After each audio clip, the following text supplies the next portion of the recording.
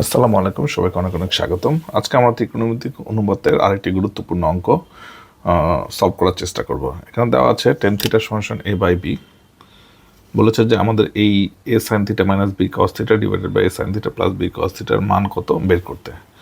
আমরা যদি একটু দেখি, খেয়াল করি যে টেন থিটা, আমরা জানি টেন থিটা সমান হলো sine theta by cos theta. আমরা যদি এটাকে ইউজ করতে চাই, সমান sine theta by cos theta, আমরা যদি এটাকে ইউজ করতে চাই তাহলে এখানে যদি আমরা উপরে নিচে কস থিটাতে ভাগ করি তাহলে আমরা কি পাই? তাহলে এ দুটাকেই যদি আমি sine theta by cos theta minus B cos theta by cos theta, নিচে যদি আমি একই কাজটা করি A sine theta by cos theta plus B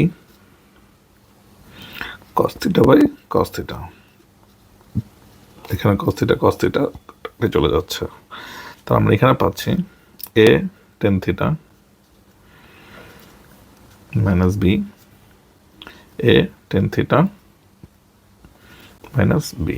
আমরা যদি এখন টেন থিটার ভ্যালুটা বসিয়ে দিই তাহলে আমরা এখানে পাচ্ছি A square by B minus B, এখানে আমরা পাবো A square by B minus B.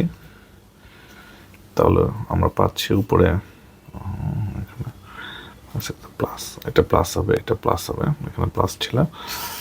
তাহলে আমরা যদি বি কমন নিই তাহলে এখানে আসতেছে A square minus B square divided by A square plus B square.